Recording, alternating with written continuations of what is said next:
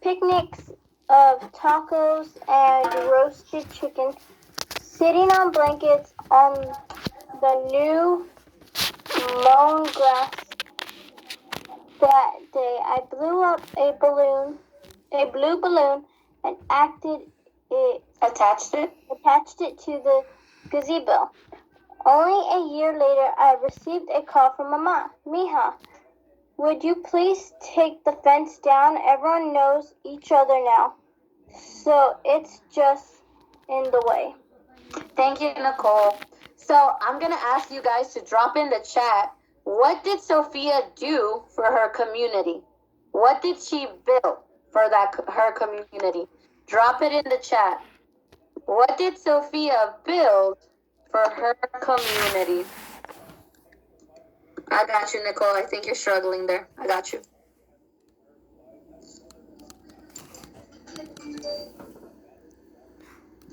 What did Sophia build for her community, right? What did she build? Nicole is right. That takes the gazebo is part of it. Can somebody tell me the name of this thing?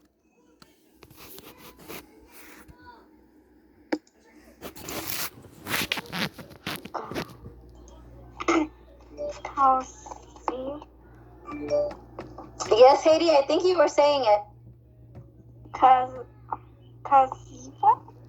The placita, right? She built a plaza for her community. And a gazebo, y'all, I think my PowerPoint's still showing up.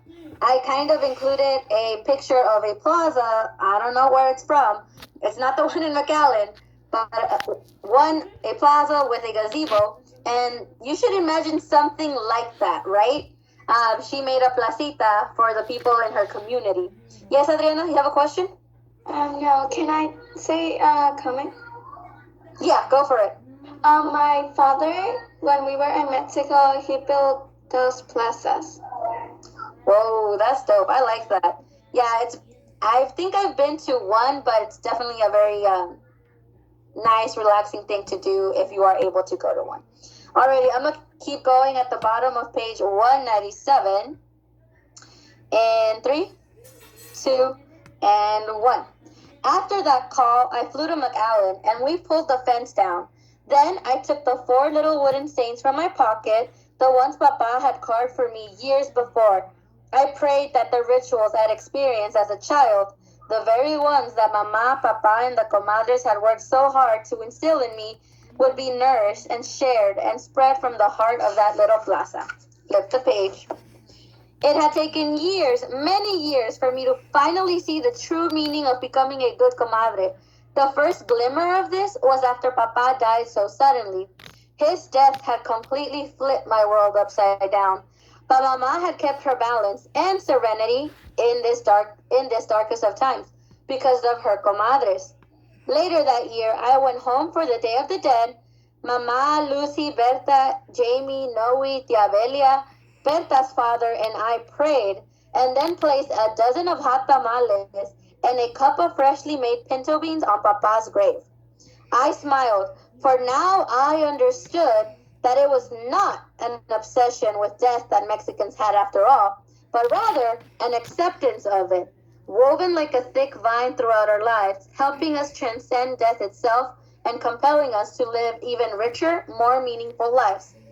That evening, we all gathered again on the porch of Mama's new house, and I brought out Clara's old burlap bag.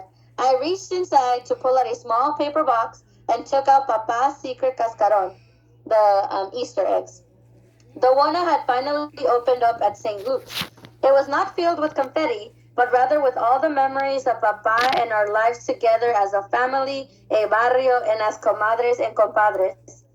And as Papa's secret cascaron went from hand to hand, person to person, we vowed, meaning we promised, that we would always come together to create the family's Christmas nacimiento each year. Now the responsibility had passed on to Mama. Before I went to bed, I called my comadre Brooke and my compadre Marcos and told them the happy news that Mama had just appointed me the Christmas madrina for the year. And bam, we have finished our first book of the year together, The Tequila One. Awesome, y'all. Congratulations. We did it through our first book.